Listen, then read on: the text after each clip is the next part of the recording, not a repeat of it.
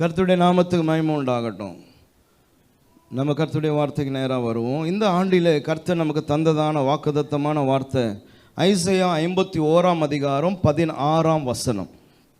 அதில் நம்ம பார்க்குறதான வார்த்தை என்னன்னா, நான் என் வார்த்தையை உன் வாயிலே வைத்து கரத்தின் நிழலினாலே நான் உன்னை மறைக்கின்றேன். ஆமென், ஹல்லேலூயா. என்னுடைய வார்த்தையை உன் வாயிலே நான் வைக்கிறேன் என்கிறதான அந்த வார்த்தையை தான் கருப்பொருளாக எடுத்து நம்ம ஜனவரியிலிருந்து தியானித்து கொண்டே வருகிறோம். ஸ்தோத்திரம், ஆமென், ஹல்லேலூயா. அதில் நான் ஏறக்குறைய 8 குறிப்புகளை நான் சொல்லியிருக்கிறேன். இதில் ஒன்று, விடுவிக்கிறதான வார்த்தை அப்படி பேசியிருக்கிறேன். தேவன் தருகிற வார்த்தை ஆனது எகிப்தில் இருந்ததான ஜனங்களை என்ன பண்ணுச்சு?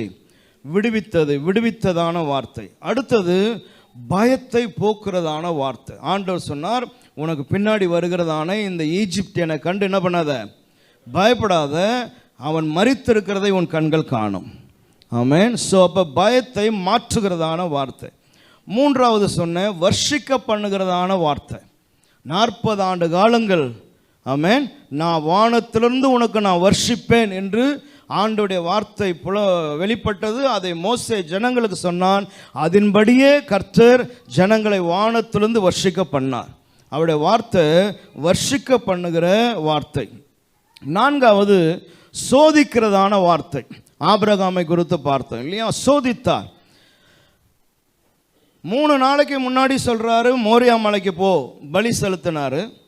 அதுக்கப்புறமா 3 நாள் பிரயாணம் பண்ணி போனதுக்கப்புறமா திரும்ப சொல்கிறாரு, நோ நோ நோ ஸ்டாப், பலி செலுத்தாத அப்படின்னார். நம்ம அது உங்களுக்கு ஞாபகத்தில் இருக்கிறோம். அதாவது உலகத்துக்கு விகற்பமான வார்த்தைகள் என்று நான் பேசினேன்.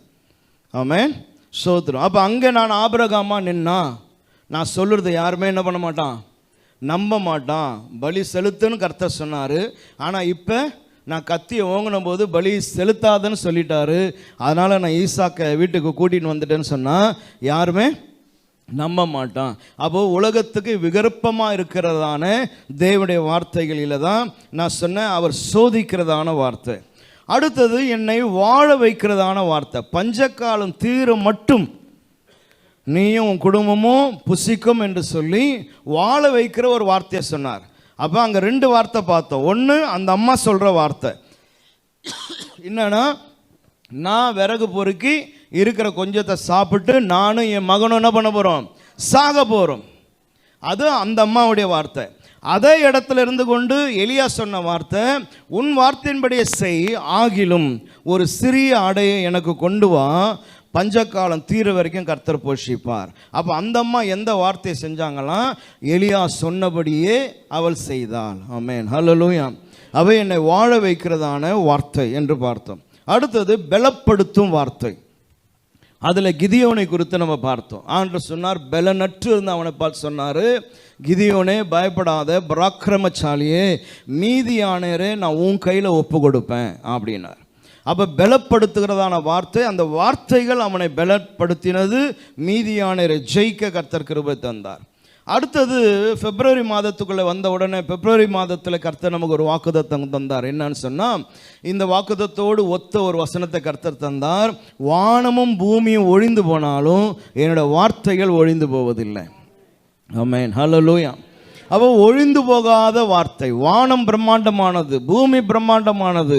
அப்போ நான் காண்கிற பிரம்மாண்டமான காரியங்களெல்லாம் ஒழிந்து போனாலும் தேவன் சொல்லுகிற என் வாயில் அவர் வைக்கிற வார்த்தை ஒழிந்து போவதே இல்லை. ஒழிந்து போகாத வார்த்தை என்று சொல்லி நம்ம பார்த்தோம். அடுத்தது நான் சொன்னேன், எழுந்திருக்க செய்கிறதான வார்த்தை. ஆமென். சூரஜ் செடியின் கீழே படுத்தவனை எழுந்திருக்க செய்த வார்த்தை. ஆகான் செய்ததான பாவத்தின் நிமித்தம் யோசுவா விழுந்து கிடக்கும் பொழுது யோசுவாவை எழுந்திருக்க செய்ததான வார்த்தை. ஆமென், ஹல்லேலூயா. அப்போ தேவன் நம்முடைய நாவில வைக்கிற வார்த்தை விழுந்து கிடக்கிறவனையும் தோல்வியை போல உணர்கிறவனையும் எழுந்து நடக்க வைக்கிறதான, எழுந்திருக்க செய்கிறதான வார்த்தை. ஆமென், ஹல்லேலூயா. இதை தொடர்ந்து இன்னைக்கு நான் என்னுடைய 9வது குறிப்புக்குள்ளே நான் வர போகிறேன். ஆமென். இன்றைக்கு செய்திக்கு ஒரு ஆதாரமான வசனத்தை நான் எடுக்க போகிறேன். ஹல்லேலூயா. ப்ராவர்ப்ஸ், நீதிமொழிகளின் புஸ்தகம் 12ஆம் அதிகாரம். நீதிமொழிகளின் புஸ்தகம் 12ஆம் அதிகாரம். அதனுடைய 25ஆம் வசனத்தை நம்ம பார்க்க போறோம். Proverbs chapter 12 verse 25. மனுஷனுடைய இருதயத்தில் உள்ள கவலை, மனுஷனுடைய இருதயத்தில் உள்ள கவலை அதை ஒடுக்கும். நல்வார்த்தையோ அதை மகிழ்ச்சியாக்கும். Price the lord. ஹல்லேலூயா. சோதரன், நல்ல ஒரு வார்த்தை பாருங்க. மனுஷனுடைய இருதயத்துல கவலை இருக்குமா? இன்னைக்கு நான் இந்த வசனம் தான் பேசுவேன்னு எஸ்தருக்கு தெரியாது. ஆனால் எஸ்தருடைய பாடல்களில் பாருங்கள், கடைசி பாடல்களில் அதை தான் அவங்க பாடினாங்க. ஆமென், ஹல்லேலூயா. அப்போ கவலைகளும் பாரங்களும் நிறைந்ததான ஒரு வாழ்க்கை இந்த பூமிக்குரிய வாழ்க்கை. அப்போ இந்த கவலைகள் நிறைந்த இருதயமானது கவலைகளினால ஒடுங்கி போகிறது, நொறுங்கி போகிறது. கவலை போட்டு மனுஷனை பிழிந்து எடுக்குது. கடந்த வாரத்தில் சபையில் இருக்கிற ஒரு சகோதரியோடு கூட பேசி கொண்டிருந்த பொழுது அவங்க பல குடும்பத்தின் காரியங்களை சொல்லி அவங்க கஷ்டங்களை சொன்ன பொழுது நான் சொன்னேன், கவலைப்படாதீங்க சிஸ்டர், எல்லாம் மாறும்னா அவங்க என்கிட்ட திருப்பி கேட்டாங்க, கவலைப்படாமல் எப்படி ஐயா இருக்கிறது? நான் சொன்னேன், எஸ் வாஸ்தவம் தான், கவலைப்படாமல் எப்படி இருக்கிறது இல்லை? ஆமாம், என்னால் கூட இருக்க முடியாது கவலைப்படாமல், எல்லாரும் கவலை உண்டு. அவனை சொன்னேன், எஸ் கவலைப்படாமல் இருக்க முடியாது, நீங்கள் சொல்லுது நியாயம்தான், பட் காலங்கள் மாறும். ஆமென், ஹல்லேலூயா, ஹல்லேலூயா. அப்போ கவலை இருதயத்தை அப்படியே ஒடுக்கிடுது, அவனை ஒன்றும் செயல்படாமல் ஆக்கிடுது. அந்த கவலை மேலே கவலை வந்தவன டிப்ரெஷன் ஆகிடுது. சோத்திரம், ஆமென், ஹல்லேலூயா. அப்படி ஒடுங்கி போகையில் வசனம் சொல்லுகிறது, நல் வார்த்தையோ, எல்லாரும் சொல்லுங்க, நல் வார்த்தையோ அந்த ஒடுங்கி போன கவலையினால சோர்ந்து போன இருதயத்தை என்ன பண்ணுதான்? மகிழ்ச்சியாக்கும். ஆமென், ஹல்லேலூயா. அப்போ வார்த்தை, கர்த்தர் சொல்றார், என்னோட வார்த்தையை உன் நாவிலே நான் தரேன், என் வார்த்தையை உன்னுடைய சிந்தனையில் இருதயத்தில் நான் வைக்கிறேன், என்னுடைய வார்த்தையை நீ பேசு. ஆமென், ஹல்லேலூயா. அப்போ இந்த தேவனுடைய வார்த்தை எப்படிப்பட்ட வார்த்தைன்னு சொன்னால், இருதயம் நொறுங்கி போய் உடைந்து போய் கவலைகளினாலும் கண்ணீரினாலும் வேதனையினாலும் அப்படியே நொறுங்கி போயிருக்கிற இருதயத்தை நல்ல வார்த்தையானது, தேவனுடைய வார்த்தையானது மகிழ்ச்சிக்குரிய இருதயமாய் மாற்றுகிறதாம். போடுவார், அல்லேலூயா, ஹல்லேலூயா. நிறைய வார்த்தைகள் வேதத்திலிருந்து சொல்லி கொண்டே போகலாம். Proverbs chapter 16 verse 24ல 16:24, நீதிமொழிகள் 16:24ல இனிய சொற்கள், எப்படி பாருங்களேன், இனிய சொற்கள் சொல்லுங்க, இனிய சொற்கள் தேன் கூடு போல் ஆத்துமாவுக்கு மதுரமும் எலும்புகளுக்கு ஔஷதம் ஆகும். எப்படிப்பட்ட வார்த்தையா? எப்படிப்பட்ட வார்த்தை? இனிய சொற்கள் சொல்லுங்க எல்லாரும். தேன் கூடு போல் ஆத்துமாக்கு மதுரமா இருக்குமா? Price the lord, hallelujah, hallelujah, hallelujah. Proverbs 15ஆம் அதிகாரம், நீதிமொழிகள் 15:4 பாருங்க. அங்க சொல்லும்போது கைண்ட் வேர்ட் பிரிங்ஸ் லைஃப். 15:4 படிங்க. ஆரோக்கியமுள்ள நாவு ஜீவ விருட்சம். ஆங்கிலத்தில் எப்படி போகுதுன்னு சொன்னா, கைண்ட் வேர்ட் பிரிங் லைஃப். அதாவது லைஃபே இல்லாமல் ஜீவன் அற்று கிடைக்கிறவனுக்குள்ள ஒரு ஜீவனை உண்டாக்குறது எதுன்னு சொன்னா இந்த கைண்ட் வேர்டு. ஆமென், ஹல்லேலூயா. அல்லது நல் வார்த்தை அல்லது இனிய சொற்கள். பிரைஸ் தி லார்ட், ஹல்லேலூயா. இதெல்லாம் எங்கே இருக்குது? கைண்ட் வேர்டு, இனிய சொற்கள் எல்லாம் எங்கே இருக்குது சச்சின் அப்படின்னு பார்த்தோம்னா, தேவனுடைய வார்த்தைக்குள்ள தான் இருக்குது.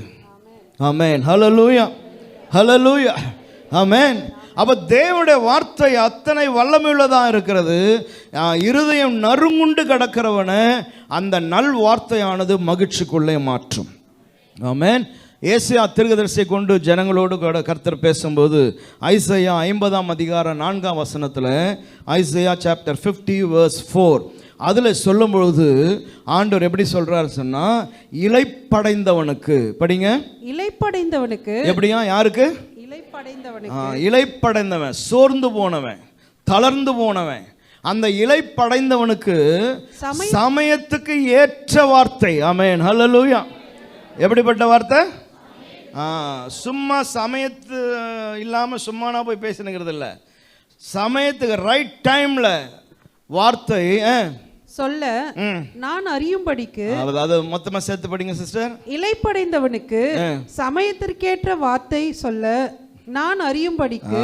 இளைப்படைந்தவனுக்கு சமயத்துக்கேற்ற வார்த்தையை சொல்ல நான் அறியும்படி, எனக்கு அறியும்படி, நான் அதை தெரிஞ்சுக்கும்படி, அந்த நாலேஜ் எனக்கு வருவதற்காக. ஆமென், ஹல்லேலூயா, ஆமென். நான் சொல்வது நல்ல மனசுக்குள்ளே போகணும். இளைப்படைந்தவனுக்கு சமயத்துக்கேற்ற வார்த்தையை நான் பேசணும். நான் சொல்லுவதற்காக கர்த்தர் என்ன பண்ணுறாராம்? கர்த்தராகிய ஆண்டவர் எனக்கு கல்விமானின் நாவை எனக்கு தந்தருளினார். கல்விமானின் நாவை தந்தருளினார். ஆமென், ஹல்லேலூயா.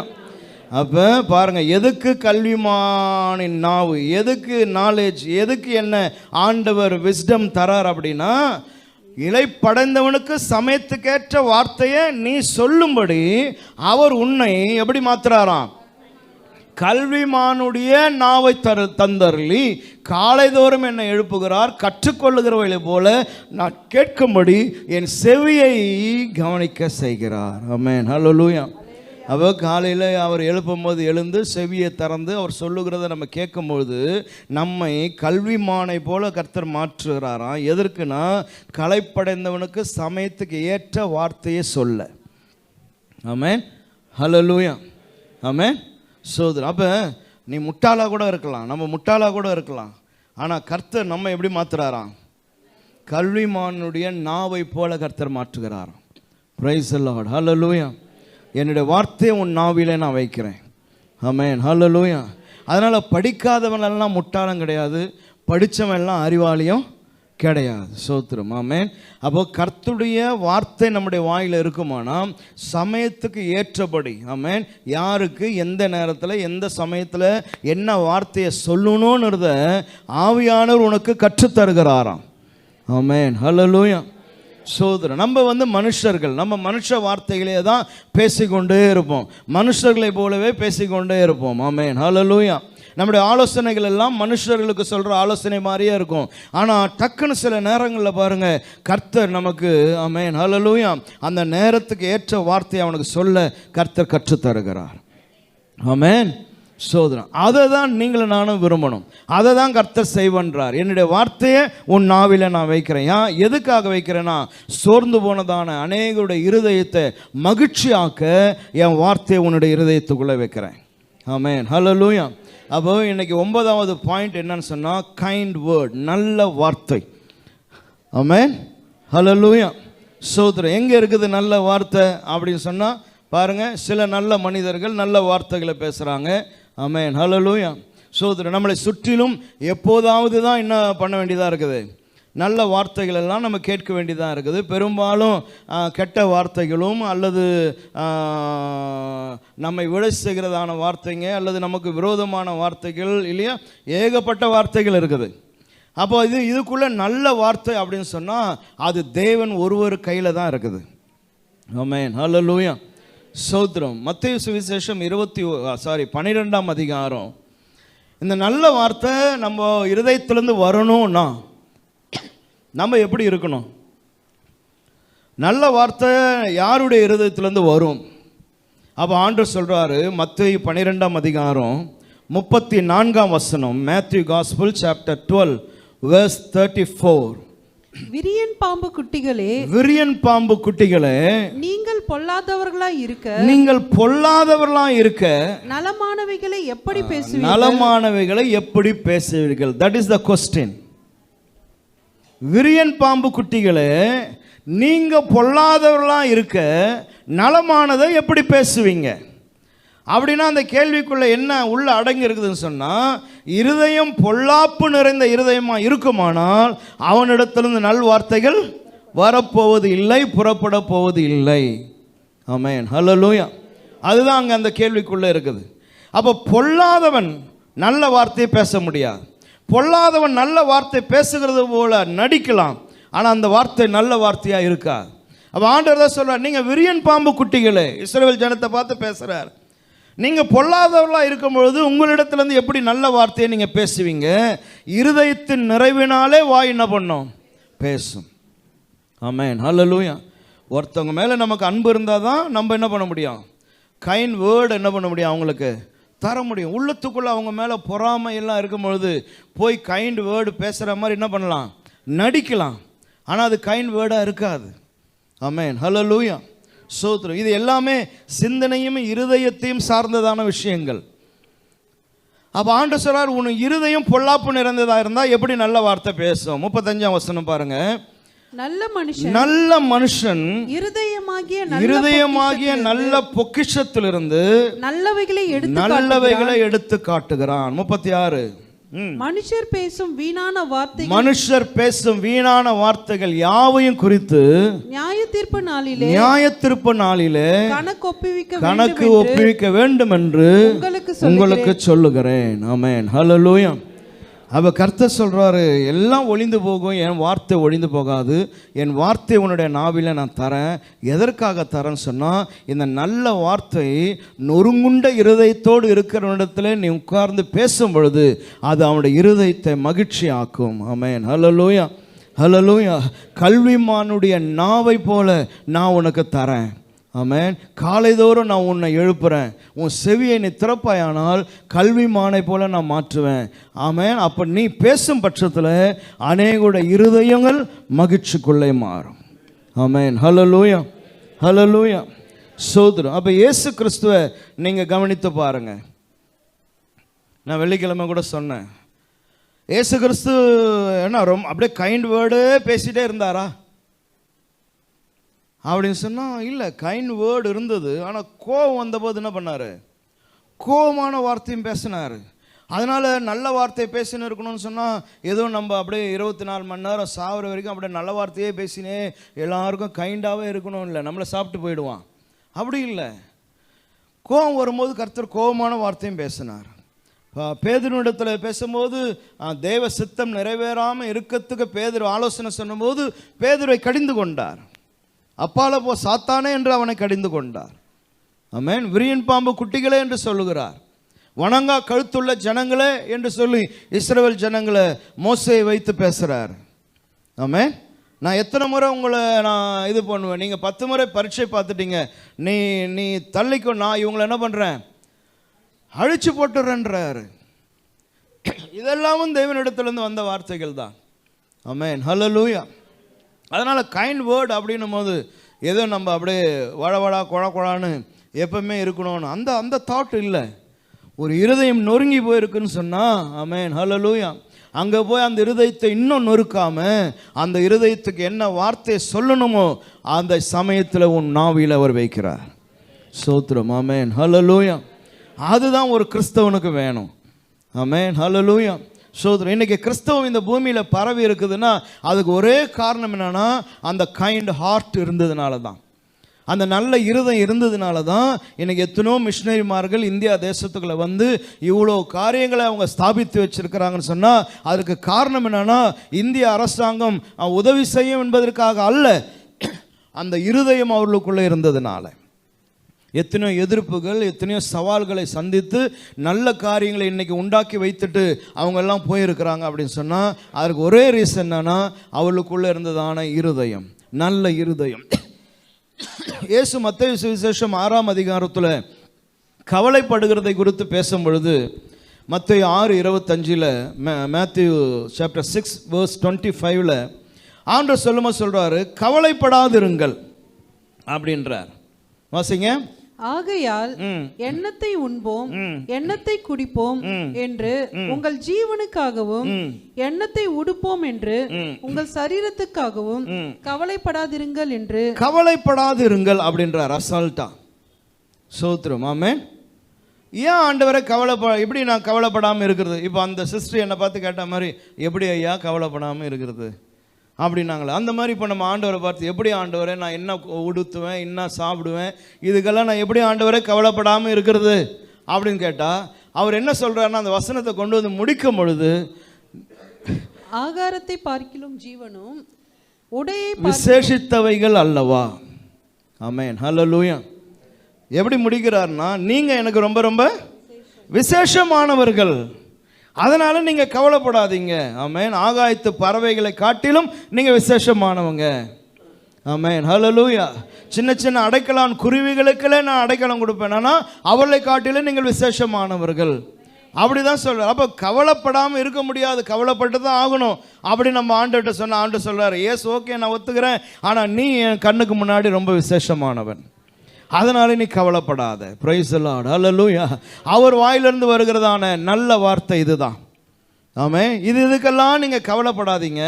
காரணம் நீங்க விசேஷித்தவர்கள் அல்லவா. பிரைஸ் தி லார்ட், ஹல்லேலூயா. ஆமென்.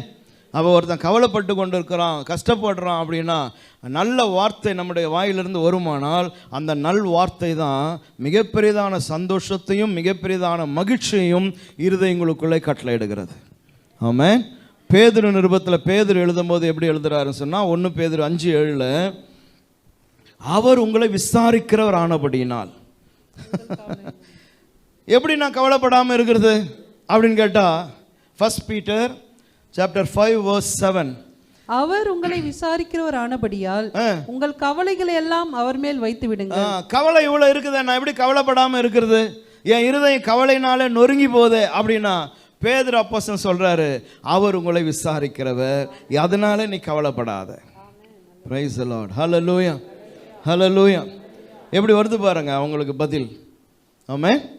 இல்லை இந்த பூமியில் கவலையோடு தான் நம்ம வாழ்ந்து ஆகணும், கவலைப்பட்டு தான் ஆகணும், எனக்கு கூட ரொம்ப ரொம்ப கவலை இருக்குது, இந்தந்த விஷயம்லாம் எனக்கும் ஒரு கவலை அப்படின்னு சொல்லி 2 கவலையும் ஒன்றா உட்காந்து அதுக்கப்புறமா 3வது கவலை வந்து சேர்ந்து 4வது கவலை வந்து ஆமாம் அந்த கவலை பொடின்னு ஒரு மீன் இருக்கும் பாரு, அதுக்கு பேரே கவலைப்பொடி. அந்த மாதிரி நம்ம கவலைப்படுறது இல்லாமல் கூட்டாளி இன்னொருத்தையும் சேர்த்து அருமா இன்னொரு கூட்டாளி எல்லாம் சேர்ந்து கவலையே பேசினுக்கிறது. ஒன்று ஏசுநாதர் சொல்கிறார், நீ விசேஷித்தவன் அதனால் கவலைப்படாத. பேதுரு சொல்றார், அவர் உன்னை விசாரிக்கிறவர் அதனால நீ கவலைப்படாத. பிரைஸ் தி லார்ட், ஹல்லேலூயா, ஹல்லேலூயா, ஆமென். சோதரம் அவ்வளோதான். அப்போ எவ்வளோ அழகாக அவங்க பேசுகிறாங்க. பேதுருக்கெல்லாம் பிரச்சனை இல்லையா? 1st century சபைக்கு எவ்வளோ நெருக்கம், எவ்வளோ உபத்திரம், அவ்வளோ நெருக்கம், அவ்வளோ உபத்திரவம் இல்லையா? அடுத்தது டாக்ட்ரினில் இருக்கிறதான இஷ்யூஸு, இப்படி பலவிதமான காரியங்கள் அவங்கள போட்டு அப்படியே சூழ்ந்து இருக்கிற ஒரு காலகட்டம். அந்த காலகட்டத்தில் பேதுரு சொல்கிறாரு, நீங்கள் டோன்ட் worry about yourself. ஆமென். காரணம் அவர் உன்னை விசாரிக்கிறவர். ஹல்லேலூயா. அதனால் இந்த காலையில் நல் வார்த்தைகள் உங்கள் இருதயத்தை மகிழ்ச்சியாக்கட்டும். இந்த காலையில் ஒருவேளை நீங்கள் பல துக்கங்களோடு வருத்தங்களோடு கூட கவலைகளோடு கூட மன அழுத்தத்தோடு இறுக்கத்தோடு கூட நீங்கள் வந்திருக்கலாம். ஆனால் தேவனுடைய நல் வார்த்தை ஆமென் உன் இருதயத்தை மகிழ்ச்சியாக்கும். பிரைஸ் தி லார்ட், ஹல்லேலூயா, ஹல்லேலூயா. காரணம் நீங்கள் அவருடைய பார்வையில் விசேஷமானவன், அவர் உங்களை விசாரிக்கிறவர். ஆமென், ஹல்லேலூயா. அதனால நீங்கள் கவலைப்படாமல் இருங்கள். ஆமென். ஓகே, அடுத்தது 10வது குறிப்பாக நான் சொல்ல விரும்புகிறது என்னன்னு சொன்னால், இந்த பூமியில் தேவன் தந்திருக்கிறதான வாக்குத்தத்தங்களுக்குள்ள என்னை உயிரோடு கூட வாழ வைக்கிறதான வார்த்தை. தலைப்பு ரொம்ப நீட்டாக இருக்குது, ஒரு பக்கத்துக்கு எழுதணும், அதனால் நீங்கள் ஷார்ட்டாக எழுதிக்கங்க. என்னென்னா, என்னை உயிரோடு கூட கிறிஸ்துவின் வாக்குத்தத்தங்களுக்குள்ளே வாழ வைக்கிற வார்த்தை. ஆமென், ஹல்லேலூயா. அவ கிறிஸ்துவுக்குள்ளே தேவன் எனக்கு தந்திருக்கிற வாக்குத்தத்தங்களுக்குள்ளே என்னை எது வாழ வைக்குது அப்படின்னு சொன்னால், என் வாயிலிருந்து நான் பேசுகிறதான வார்த்தை, தேவன் என் நாவில தருகிற வார்த்தை தான் என்ன உயிரோடு கூட வைக்குது. பிரைஸ் தி லார்ட், ஹல்லேலூயா, ஹல்லேலூயா. நாவின் அதிகாரத்தில் என்ன இருக்குதான்? மரணமும் ஜீவனும் நாவின் அதிகாரத்தில் இருக்குதுன்னு சொல்லி வேதம் சொல்லுது. அப்போது ஆவிக்குரிய வாழ்க்கையில் நான் செழிப்புள்ளவனாய் அல்லது தேவனுடைய வாக்குத்தத்தங்களுக்குள்ளே நான் வாழ்ந்து அந்த வாக்குத்தத்தங்களை சுதந்திரிக்க வேண்டுமானால் என் வாயிலிருந்து நான் பேசுகிற வார்த்தை தான் என்ன உயிரோடு கூட வைக்கும். ஆமென், ஹல்லேலூயா. அதுதான் தலைப்பு. ஆமென். நான் அதை உங்களுக்கு நான் விளக்குறேன். நம்பர்ஸ், என்னாகமத்தின் புஸ்தகம், என்னாகமத்தின் புஸ்தகம் 13ஆம் அதிகாரம் அதனுடைய 25ஆம் வசனத்தில் வாசிக்க போகிறோம். என்னாகமம் 13ஆம் அதிகாரம் 25ஆம் வசனத்திலிருந்து, அவர்கள் தேசத்தை சுற்றி பார்த்து 40 நாள் சென்ற பின்பு திரும்பினார்கள். ஓகே, தொடர்ந்து நம்ம படிப்போம்.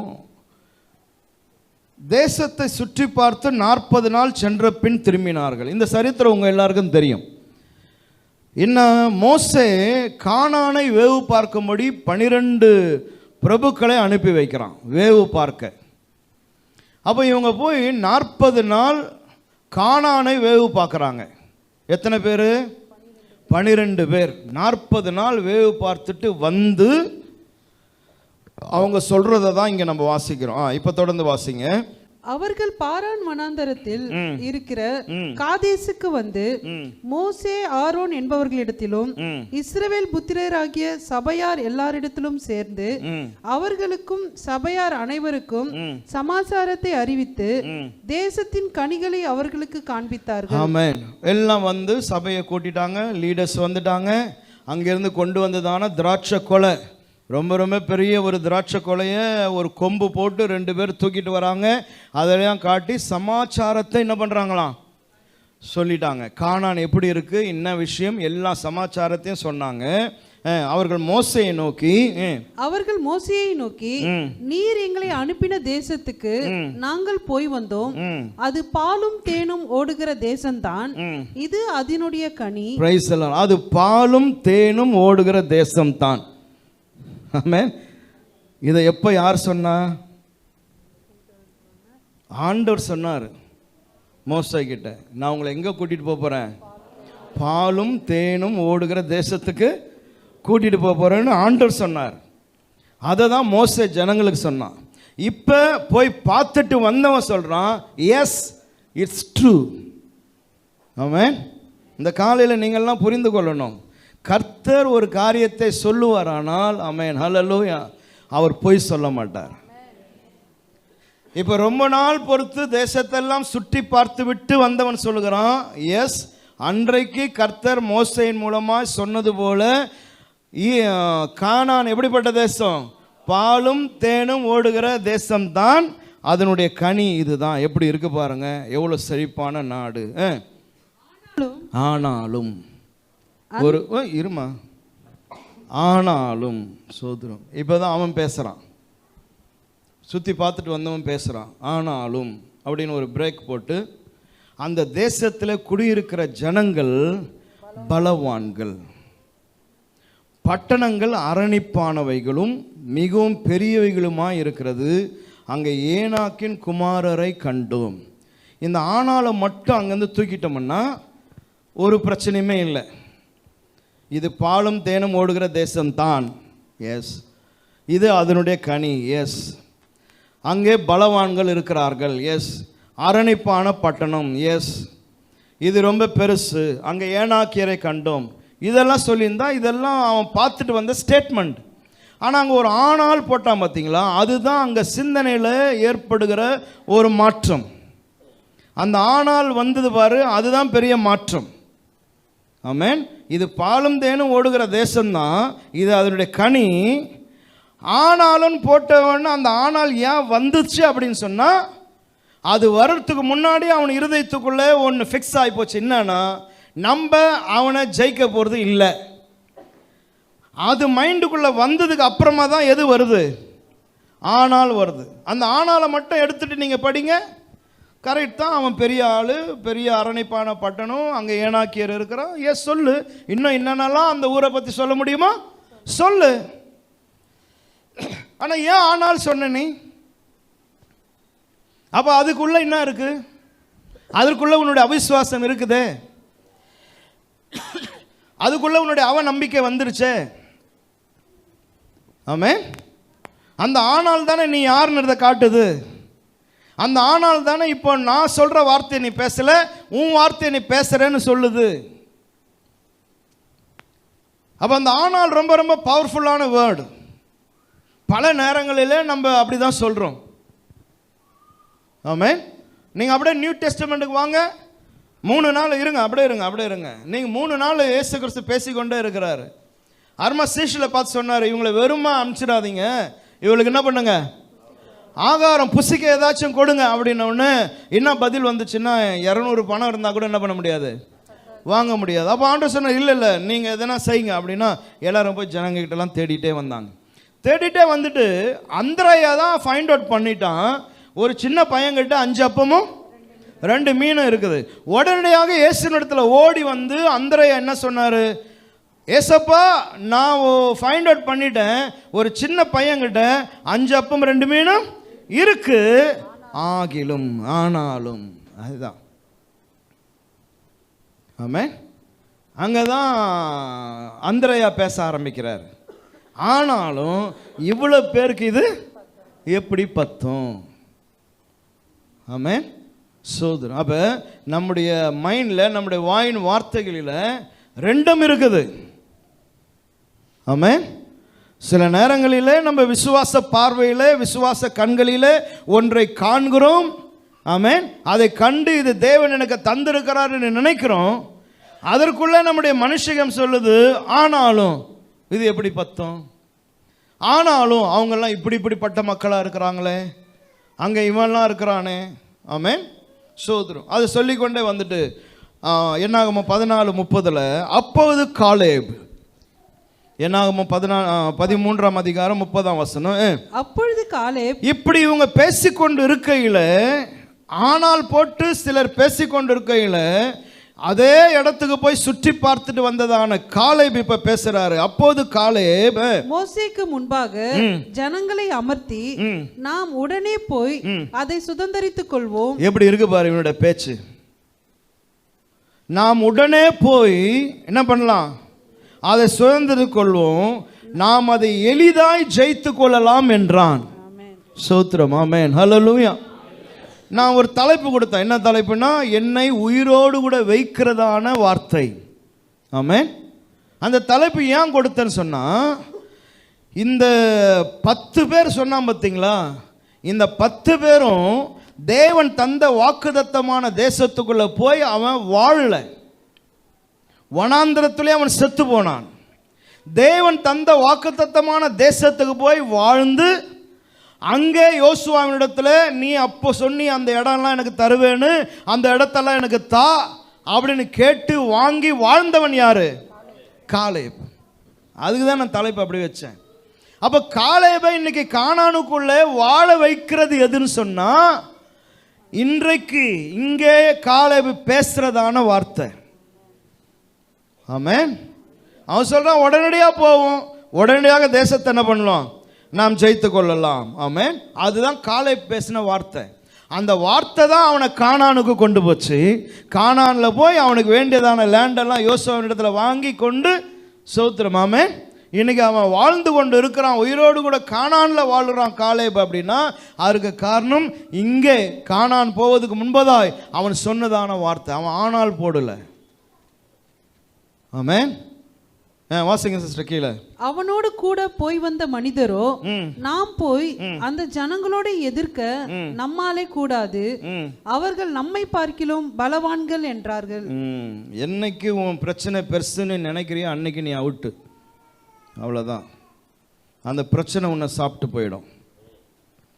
அவன் சொல்றான், அவர்கள் என்னை விட பலவான்கள். ஆமென். அதனால் என்ன பண்ணாது, அந்த ஜனங்களோடு கூட எதிர்க்க நம்மால் கூடாது. சோதரம். Clean statement. ஆமென். சோதரம். அடுத்தது என்ன சேர்த்து இருந்திருக்கலாம்? நம்மளால கூடாது, ஆனால் தேவனால கூடும் அப்படின்ற வார்த்தையை உள்ள கொண்டு வந்திருக்கலாம். இல்லை, நம்மளால கூடாது, அவ்வளோதான், அவன்கள் பலவான்கள். நான் போய் சுற்றி பார்த்து வந்த தேசம் இப்படிப்பட்டதான தேசம் சொல்லி 32 சொல்லி முடிச்சுட்டாங்க. தேசத்தை குறித்து துர்ச்செய்தியை பரம்ப செய்தார்கள். ஆமென். ஹல்லேலூயா. ஸ்தோத்திரம். அப்போ பாருங்க, எது என்னை கர்த்தருடைய வாக்குத்தத்தத்துக்குள்ளே வாழ வைக்கிறது என்று சொன்னால், நான் சொல்கிறதான ஸ்டேட்மெண்ட், நான் சொல்கிறதான வார்த்தை. அப்போ கர்த்தர் சொல்கிறார், என்னுடைய வார்த்தையை உன் வாயில் நான் வைக்கிறேன். வானம் பூமியெல்லாம் ஒளிஞ்சிரும், என் வார்த்தை என்ன பண்ணாது? ஒழியாது. ஸ்தோத்திரம். ஆமென். அப்போ இந்த இப்படிப்பட்ட வார்த்தைகள் நம்முடைய வாயிலிருந்து வருமானா, அதுதான் உங்களையும் என்னையும் கானான் கொண்டு போய் சேர்க்கும். ஆமென். ஹல்லேலூயா. தேவனுடைய வாக்குத்தத்தங்களை சுதந்திரிக்க செய்கிறது. ஆமென். ஹல்லேலூயா. ஸ்தோத்திரம். அப்போ அந்த வசனங்களை நீங்கள் வீடுகள் எல்லாம் போய் நீங்கள் படித்து பாருங்கள். ஸ்தோத்திரம். சபையார் எல்லாம் ராம் முழுவதும் என்ன பண்ணுறாங்க? அழுது கொண்டே இருக்கிறாங்க. ஸ்தோத்திரம். 4ஆம் வசனம் 14:4 படிங்க. பின்பு அவர்கள், நாம் ஒரு தலைவனை ஏற்படுத்தி கொண்டு எகிப்துக்கு திரும்பி போவோம் வாருங்கள் என்று. பார்த்தீங்களா, என்னைக்கு எதிராளியை குறித்ததான பயம் வந்து நம்மளால முடியாதுன்னு நினைக்கிறோமோ, அன்னைக்கு மனுஷன் தானாக ஃபெயிலியரை நோக்கி போக ஆரம்பிக்கிறான். அவன் சொல்கிறான், நமக்கு ஒரு லீடரை உண்டாக்கிக்கலாம். அந்த அந்த லீடருக்கு கீழே நம்ம எங்கே போகலாம்? எகிப்துக்கு போயிடலாம். சோத்ரம். ஆமேன். ஹல்லேலூயா. ஆமேன். இருக்கீங்களா எல்லாரும்? சோத்ரம்.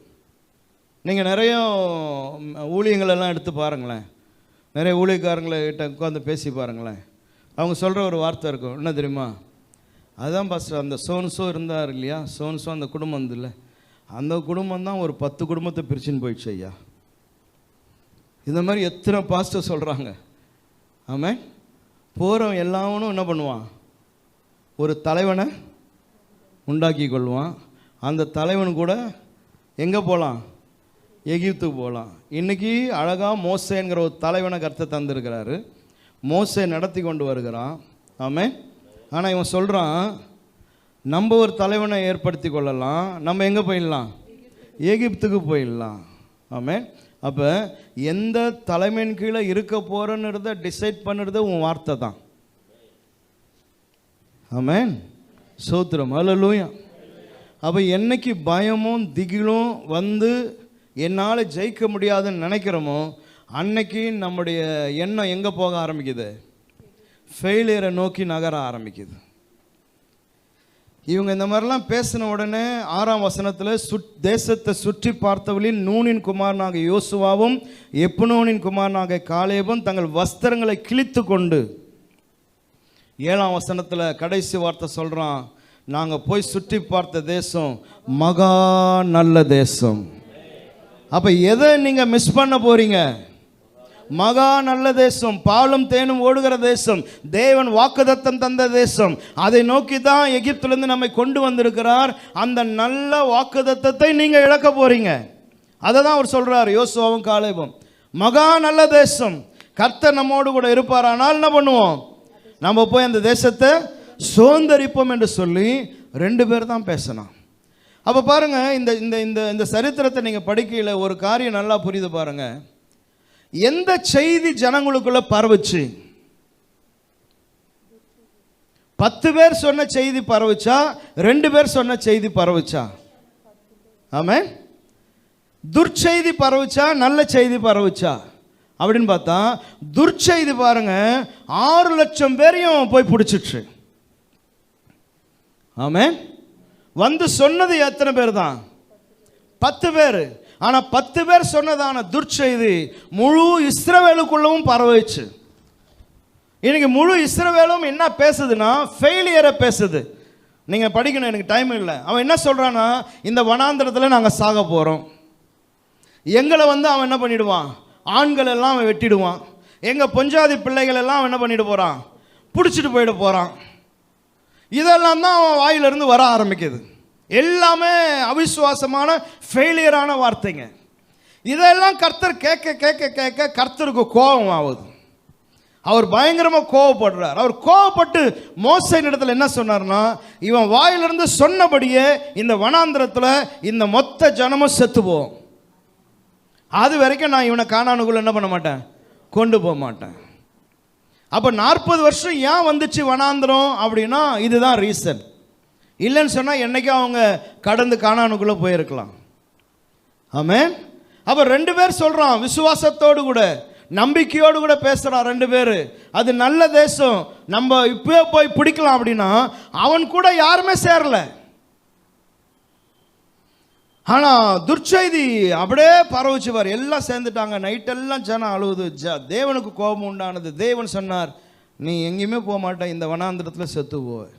அதே போல தான் நடந்தது. 40 ஆண்டுகள் அந்த ஃபர்ஸ்ட் ஜென்ரேஷன் ஃபுல்லாக மறிக்கிற வரைக்கும் கர்த்தர் என்ன பண்ணல? இவங்களை கானானுக்குள்ளே கொண்டே போகலை. அப்போ இன்றைக்கு எது என்னை வாழ வைக்கும், எது என்னை உயிரோடு கூட வைக்கும் வாக்குத்தத்தத்துக்குள்ள, அதுதான் நான் சொல்லணும்னு நினைக்கிறேன். தேவன் உனக்கு தந்த சொப்பனம், தேவன் உனக்கு தந்திருக்கிற வார்த்தை, தேவன் உனக்கு தந்திருக்கிறதான தரிசனங்கள், இவைகளுக்குள்ள நீங்கள் வாழ வேண்டுமானால் நீங்கள் சொல்கிற வார்த்தை தான் உன்னை ஜீவனோடு கூட வைக்கும். ஆமென். ஹல்லேலூயா. ஸ்தோத்திரம். ஆமென். அதுதான். அப்போது நம்ம வாயிலிருந்து என்ன காரியங்களை பேசுகிறோமோ அதுதான் நம்மை முன்னோக்கி தேவனுடைய வாக்குத்தத்தத்துக்கு நேராக நடத்தி கொண்டே போகுது. நான் பார்த்த தேசம் நல்ல தேசம், அது பாலும் தேனும் ஓடுகிற தேசம், அது பரம கானான், அதை எனக்கென்று கர்த்தர் வச்சிருக்கிறாரு, எனக்கு ஒரு இடத்தை அவருக்கு ஆயத்தம் பண்ணி வச்சிருக்கிறாரு. ஆமென். வந்து என்னை அழைத்து கொண்டு போவேன்னு அவர் எனக்கு வாக்குத்தத்தம் தந்திருக்கிறாரு. ஆமென். ஹல்லேலூயா. அதை நோக்கி தான் நான் பயணித்து கொண்டு இருக்கிறேன். ஸ்தோத்திரம். ஆமென். இதுக்கிடையில் ஒருத்தன் ரீங்காரம் போட்டுன்னே இருப்பான், நீ எப்படி போகிற, நீ நான் அவ்வளோ இதுவா, நீ உனக்கு பரிசுத்தம் இல்லை, நீதி இல்லை, நீ உத்தமம் இல்லை, நீ ஜெபம் பண்ணுறதில்லை, நீ பைபிள் இதெல்லாம் கேட்டுகிட்டே இருந்தீங்கன்னா ஆமாம் ஆமாம் நான் போவேனான்னு டவுட்டு தான்.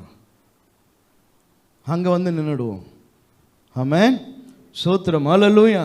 அப்போ நம்முடைய வாயிலிருந்து வருகிறதான வார்த்தை அது இல்லை, தேவன் சொன்னபடி என்னை நடத்துவார். ஆமென். ஹல்லேலூயா. ஹல்லேலூயா. என் கண்ணுக்கு இன்னைக்கு ஒன்றும் தெரியல, ஆனால் கர்த்தர் தருவேன்னு சொல்லி இருக்கிறார், கொண்டு போவேன்னு சொல்லியிருக்கிறார். ஆமென். என்னை படிக்க வச்சவர் அவர், எனக்கு ஒரு நல்ல வேலையை கர்த்தர் தருவார், ஒரு உத்தியோகத்தை அவர் தருவார். ஆமென். எனக்கு ஒரு வருமானத்தை கர்த்தர் எனக்கு தருவார். Praise the lord. ஹல்லேலூயா. இப்படி வார்த்தைகளை பேச பேச தான் கர்த்தர் அதை நோக்கி பயணிக்க கர்த்தர் உதவி செய்கிறார். ஆமென். ஹல்லேலூயா. அதனால் கைண்ட் வேர்டு மாத்திரமில்லை, உங்களை வாழ வைக்கிறதான வார்த்தைகளை நீங்கள் பேசவில்லைனால் அது உன்னை இந்த பூமியில் கர்த்தருக்குள்ளே தொடர்ந்து வாழ வைக்கும். ஆமென். ஹல்லேலூயா. அதனால் ஒரே இடத்துல 40 ஆண்டுகள் தேங்கி போய் அங்கேயே எல்லா மரணங்களும் உண்டாகிறது பாருங்கள். அதற்கு காரணம் தேவன் அல்ல, அவன் வாயிலிருந்து சொன்ன வார்த்தை தேவனை கோபம் மூட்டினது. எனவே இந்த காலையில் உன்னை குறித்து தேவன் நல் வார்த்தைகளை வைத்திருக்கிறார். எரேமியாவை கொண்டு கர்த்தர் சொல்லுமா சொன்னார்னா, உன்னை குறித்த யோசனை எப்படிப்பட்டதான யோசனை? நல்ல யோசனை நான் வச்சிருக்கிறேன். தெரியாதா அந்த வசனம்? ஆமென். எரேமியாவில் அதான் ஆண்டவர் சொல்றார், உன்னை குறித்து எனக்கு தாட் இருக்கு. அந்த தாட் எப்படிப்பட்ட தாட்டு? உன்னை குறித்து நல்ல தாட் எனக்கு இருக்குது. அப்போ கர்த்தர் உன்னை குறித்து ஒரு நல்ல எண்ணம் வச்சிருக்கிறார்னா அந்த நல்ல எண்ணத்துக்கு உன்னை கொண்டு போவார். அதுதான், அதை நோக்கி தான் நம்ம பயக்கணும். உன்னை பார்த்து எவன் பார்த்து நீ அந்த நல்ல இடத்துக்கு போக மாட்ட, உனக்கு அது கிடைக்காது, உனக்கு அதுக்கு நடக்காதுன்னு சொன்னாலும் அதெல்லாம் இந்த காதில் வாங்கி அந்த காதில் விட்டுட்டு கர்த்தருடைய வார்த்தையை நோக்கி பயணித்து கொண்டே இருக்கணும். எனவே இந்த காலை ஆராதனையில் நீங்களும் நானும் விளங்கி கொள்ள வேண்டும், மனுஷனுடைய வார்த்தைகளை கேட்டுக்கொண்டே இருப்பீங்களானால் அது உன்னை கானானுக்குள்ளும் தேவனுடைய ஆசீர்வாதத்துக்குள்ளும் கொண்டு போய் சேர்க்கவே சேர்க்காது. ஆமென். ஹல்லேலூயா. ஸ்தோத்திரம். ஆமென். ஏன்னா மனுஷனுடைய வார்த்தைகள் நல் வார்த்தைகள் அல்ல. ஆமென். அது நம்மை சோர்வுக்குள்ளே ஆக்கிற வார்த்தைகள், அது நம்மை கஷ்டத்துக்குள்ளே ஆக்கிற வார்த்தைகள், நம்மை கண்ணீர் விட செய்கிறதான வார்த்தை. நம்ம அழுதா சிலவனுக்கு ரொம்ப சந்தோஷமாக இருக்கும். ஆமென். ஹல்லேலூயா. ஆமாம், நம்மளை அழ வைக்கணுன்னே சிலவன் நினைப்பான். சோதரன், அவன் முன்னாடி நீ அழுதுறக்கூடாது. ஆமென். ஹல்லேலூயா. அங்கே தான் நீ ஜெயிச்சு காட்டணும். Praise the lord. ஆமென். அந்த தேவன் உன்னோடு கூட என்னோடு கூட இருக்கிறார். Praise the lord. ஹல்லேலூயா. அதனால் நல் வார்த்தைகளை கர்த்தர் உன் நாவில வைக்கிறார். அநேகரை நீ மகிழ்ச்சிக்குள்ளே மாற்றக்கூடியவனாய் கர்த்தர் உன்னை மாற்றுவார். ரெண்டாவது, நீங்கள் ஒவ்வொருவரும் இண்டிவிஜுவலாக தேவனுக்குள்ளே வாழ வேண்டுமானால் அதுவும் உங்கள் வாயின் வார்த்தையில் தான் இருக்குது. ஆமென். நாம் கண்களை மூடுவோம், நாம் ஜெபம் பண்ணுவோம். ஸ்தோத்திரம் ஆண்டவரே. ஹல்லேலூயா. ஆவியானவரே, ஸ்தோத்திரிக்கிறோம் ஆண்டவரே. ஹல்லேலூயா. உமக்கு நன்றி செலுத்துகிறோம். வானமும் பூமியும் ஒழிந்து போனாலும் என் வார்த்தைகள் ஒருபோதும் ஒழிந்து போவதில்லை என்று சொன்னீங்களப்பா. ஹல்லேலூயா. ஹல்லேலூயா. மனுஷனுடைய இருதயத்தில் கவலை அதை ஒடுக்கும், நல் வார்த்தையோ அதை மகிழ்ச்சியாக்கும் என்று சொன்னீங்களே. ஆமென் ஆண்டவரே. காலேபுடைய வார்த்தை, யோசுவாவுடைய வார்த்தைகள், ஆண்டவர் நீர் தருகிற வார்த்தைகள் எங்கள் நாவிலே வந்து அமரட்டும் ஆண்டவரே. ஹல்லேலூயா. எல்லாரும் ஒரு வார்த்தை ஜெபிங்க. ஆண்டவரே சோதரே, என் நாவை நீர் அபிஷேகம் பண்ணுங்க ஆண்டவரே. ஹல்லேலூயா. ஹல்லேலூயா. என் நாவு உம்முடைய வார்த்தைகளை பேசட்டும். ஆமென் லார்ட். ஹல்லேலூயா. நீர் தருகிற வார்த்தைகள் கல்விமானின் நாவை போல மாற்றுவேன் என்று சொன்னீரே. சமயத்துக்கு ஏற்ற வார்த்தைகளை ஆமென் சொல்லத்தக்கதாய் கல்விமானின் நாவை போல மாற்றுகிற கர்த்தர். ஹல்லேலூயா. ஸ்தோத்திரம் ஆண்டவரே. ஹல்லேலூயா. உன்னை கர்த்தர் பயனுள்ள பாத்திரமாய் மாற்ற அவர் வல்லமையுள்ள தேவன். ஆமென், ஆமென், ஆமென், ஆமென். ஆண்டவரே உம்மை ஸ்தோத்திரிக்கிறோம் ஆண்டவரே. ஹல்லேலூயா, ஹல்லேலூயா. நாங்கள் அறியாதவர்களாக இருக்கலாம், அறியாமை உள்ளவர்களாக இருக்கலாம், புத்தி அற்றவர்களாக இருக்கலாம், ஆனாலும் எங்களை புத்தி உள்ளவனாய் மாற்றுகிறவர் நீர் ஆண்டவரே. ஹல்லேலூயா. அந்த காலையில் உம்முடைய வசனம், உம்முடைய வார்த்தைகள், ஆமென், நம்முடைய அபிஷேகம் ஆண்டவரே எங்கள் இருதயத்திலும் எங்கள் எண்ணங்களிலும் எங்கள் நாவுகளிலும் வந்து உட்காரும்படியாக நாங்கள் செபிக்கிறோம். ஹல்லேலூயா. நொறுங்குண்டு போயிருக்கிற அநேக இருதயங்களை மகிழ்ச்சிக்குள்ளே மாற்றுகிறதான வார்த்தைகள் எங்கள் வாயிலிருந்து வரட்டும் ஆண்டவரே. ஆவிக்குரிய வாழ்க்கையில் ஜீவனோடு கூட வாழ வைக்கிற நல் வார்த்தைகள் எங்கள் வாயிலிருந்து புறப்படட்டும் ஆண்டவரே. ஹல்லேலூயா. எதை கண்டு நாங்கள் பயந்து போகாதபடி, எந்த சூழ்நிலையை கண்டு நாங்கள் ஆண்டவரை ஒடுங்கி போகாதபடி, எல்லாவற்றையும் ஜெயித்தவர், எல்லாவற்றையும் மேற்கொள்ளுகிற தேவன் எங்களோடு கூட இருக்கிறதற்காக உம்மை ஸ்தோத்திரிக்கிறோம். உம்மாலே ஒரு சேனைக்குள்ளே பாய்வேன், உம்மாலே ஒரு மதிலை நான் தாண்டுவேன். கர்த்தர் எனக்காய் காரியங்களை வாய்க்க செய்வார். ஹல்லேலூயா. கல்வாரி சிலுவையில் எனக்காய் யாவையும் நீ செய்து முடித்ததற்காய் உமக்கு நன்றி செலுத்துகிறோம் ஆண்டவரே. ஹல்லேலூயா. எல்லாவற்றையும் திரும்ப செலுத்த கர்த்தர் நீர் கிருபை தருவீர் ஆண்டவரே. ஆமென் ஆண்டவரே, உம்மை ஸ்தோத்திரம். எங்கள் குடும்பங்களையும் பிள்ளைகளையும் உடைய கரங்களில் ஒப்பு கொடுக்கிறோம் ஆண்டவரே. எங்களை குறித்து நீர் வைத்திருக்கிற நல்ல திட்டங்களுக்காய் உமக்கு நன்றி செலுத்துகிறோம். ஆமென் ஆண்டவரே. உம்முடைய நோக்கம், உம்முடைய திட்டங்கள் எங்கள் வாழ்க்கையிலே நிறைவேற எங்களை நாங்கள் ஒப்பு கொடுக்கிறோம் ஆண்டவரே. நீர் நல்ல துறைமுகத்துக்கு கொண்டு போய் சேர்க்கிறவர், நல்ல தேசத்துக்கு எங்களை கொண்டு போய் சேர்க்கிறவர். ஹல்லேலூயா. உமக்கு நன்றி செலுத்துகிறோம். இந்த வார்த்தைகள் ஜனங்களை ஆசீர்வதிக்கட்டும், இந்த வார்த்தைகள் ஜனங்களை உயிர்ப்பிக்கட்டும், இந்த வார்த்தைகள் ஜனங்களை மகிழ்ச்சியாக்கட்டும், இந்த வார்த்தைகள் கிறிஸ்துவுக்குள்ளே உயிரோடு கூட வாழ வைக்கட்டும் ஆண்டவரே. உடைய கிருபை எங்களை சூழ்ந்து கொள்ளும்படியாய் ஜெபிக்கிறேன். ஆராதனை நடத்தின ஆண்டவர் எஸ்தருக்காய் ஸ்தோத்திரம். பிள்ளை ஆசீர்வதிங்க, இன்னும் நல்ல கிருபைகளை நீ தருவீராக. இன்றைக்கு பாடல் பாடின எல்லா வயது மூத்த தாய் தகப்பன்மார்களுக்காய் ஸ்தோத்திரம். நல்ல சுகம், நல்ல ஜீவனும், நல்ல ஆரோக்கியத்தையும் பலனையும் கர்த்தர் அவளுக்கு தந்து தொடர்ந்து நீர் ஆசீர்வதிக்கும்படியாய் ஜெபிக்கிறோம். உடைய கிருபை எங்கள் ஒவ்வொருவரையும் சூழ்ந்து கொள்ளட்டும். இயேசு கிறிஸ்துவின் மூலம் வேண்டிக் கொள்கிறோம் எங்கள் நல்ல பிதாவை. என் ஆத்துமாவே கர்த்தரை ஸ்தோத்ரி, என் முழுமே அவருடைய பரிசுத்த நாமத்தை ஸ்தோத்ரி. என் ஆத்துமாவே கர்த்தரை ஸ்தோத்ரி, அவர் செய்த சகல உபகாரங்களையும் மறவாதே. கர்த்தராக இயேசு கிறிஸ்துடைய கிருபையும் பிதாவுடைய அன்பும் பரிசுத்த ஆவியானுடைய ஐக்கியமும் இப்போதும் எப்போதும் கர்த்தருடைய வருகை நாள் வரை நம் அனைவரோடு கூட இருப்பதாக. ஆமென். ஹல்லேலூயா.